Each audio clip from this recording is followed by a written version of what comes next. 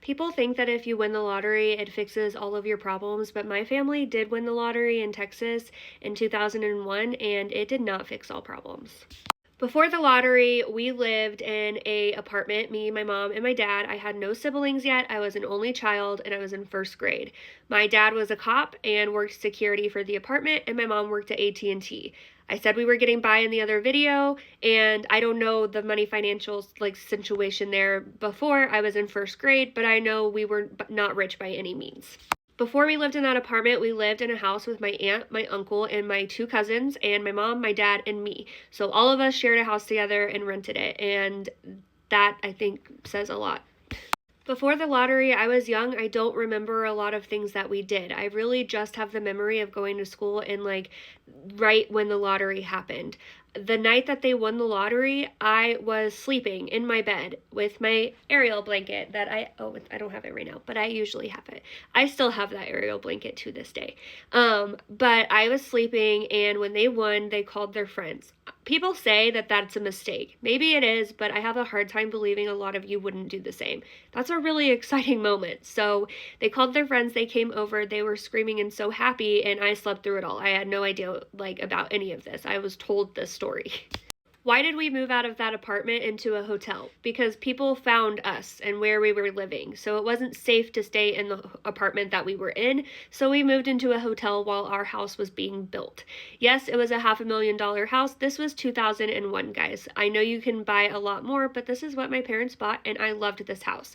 The backyard had literally half a basketball court in it, had a playground, a trampoline, and a pool. It was really nice, and it was often confused for the neighborhood park. So we would be in our house and look out the window and see strangers in our yard because they thought that it was the neighborhood park.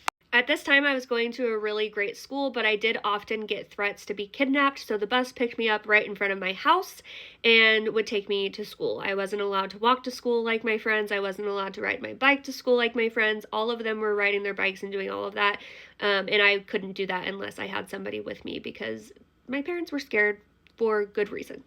So when my mom won the lottery, because yes, it was my mom, she bought the ticket, she was my age that I am right now. Well, she was 30, I'm 31. So that just is crazy to me to think that she was my age, that right now she was getting handed a $51 million check after taxes.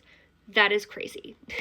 As a kid, this was really exciting. I really got everything that I ever wanted. I never lived without. I had a great home. After this home that we lived in, we ended up moving into a bigger home. It was 13 to 15,000 square feet, I believe. It was a house built with another house, 2 properties. It was very nice. And I grew up there from middle school to high school. And it was a really great, I got everything that I wanted. I was spoiled. If I wanted something, I usually got it.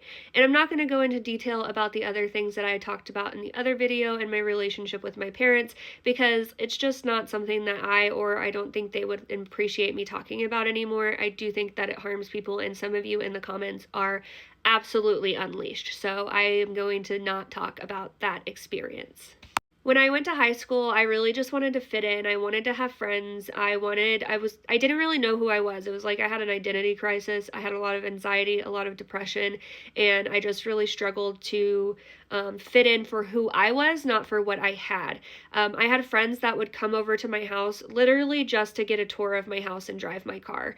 I would have friends ask to throw events at my house because they just liked my house. I felt like the friends that I had didn't ever really like me. They liked what I had and the things that we could do.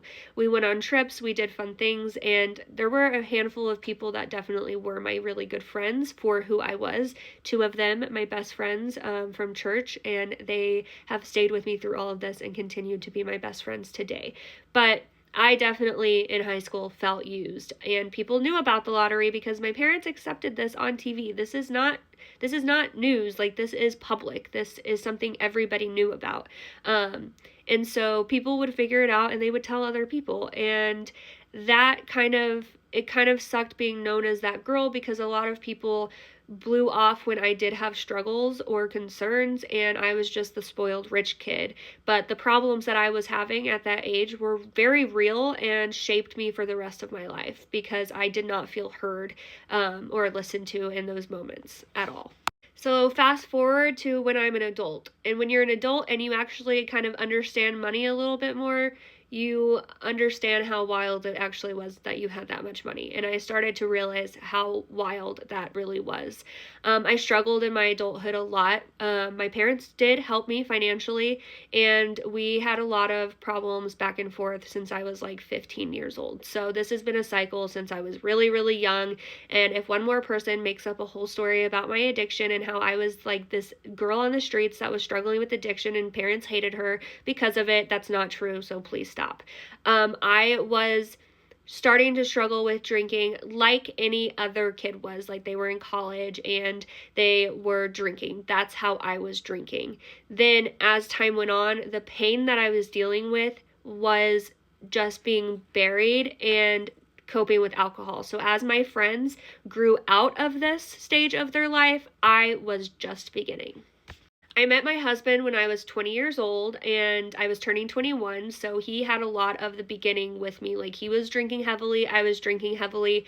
We had a healthy relationship up until we didn't, because the drinking was starting to affect our relationship. I was lashing out. All of the pain that I was feeling, he got the brunt of, and he never deserved it. Like, I struggle to tell this without crying because that man is my world, and he did not deserve anything that I put him through because of my own pain, and I'm very grateful that he stuck by me during those times. He is the only person in my life that I have ever had defend me, stand up for me, and stand by me when things got bad, and stand by me when I never deserved it. So fast forward, I'm 25 now, and I'm living in Florida with my husband. We got married in 2018. Time was hard because we were constantly fighting, and I was the whole problem. I could not stop drinking, and he was taking care of us financially. I was not doing much of anything. I drove for Instacart, and I kind of picked and choose when I worked, which, if you can imagine, somebody struggling with addiction is not working. So I didn't really work that much, and I drank all of the time, and I would go to the beach and drink, go to restaurants and drink, and then that night I would always end up crying about me and my family problems or what I was struggling with in that moment. And he never knew what to do because he saw that the struggle was so real, but he just did not know how to fix it. And the truth is, he couldn't fix it. The only person that could is me. Around this time, we almost got a divorce. We literally said to each other, I can't do this anymore. I want a divorce. And I was heartbroken, but I understood, but I never voiced that to him. We ended up going to therapy that night, and we decided we were going to continue to fight for our marriage. And we both got sober for 6 months. He doesn't have an alcohol problem, I did, but he was struggling because of me. And we did that for almost 6 months before I went back to drinking, and so did he. And then we kind of just gave up, but we were still together. So fast forward, we live in Missouri now at this time, and I am drinking very heavily, and it just got worse. Now I'm to the point where I quit my job that I got here for really good pay. I'm drinking from sunup to sundown, and me and my husband are on the verge of a divorce, like actually divorcing. I could tell he was tired. He could not do it anymore, and I had nobody. I didn't have my family, I didn't have a lot of my friends, and my two best friends helped me through this really difficult time.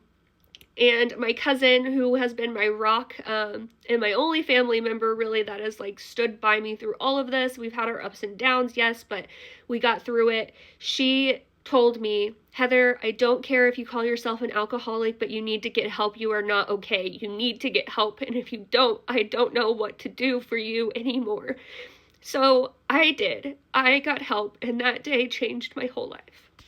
That was the day that I got sober, July 28th of 2024, and me and my husband are so good now, and I'm so happy. I have a full-time job. I'm a content creator, and I'm also working in the mental health field 9 to 5, I am going to school full-time at Mizzou to get my LCSW and become a therapist. And there's more to this story, but I'm running out of time hitting the 10-minute mark. If you got this far, I'm really happy you did.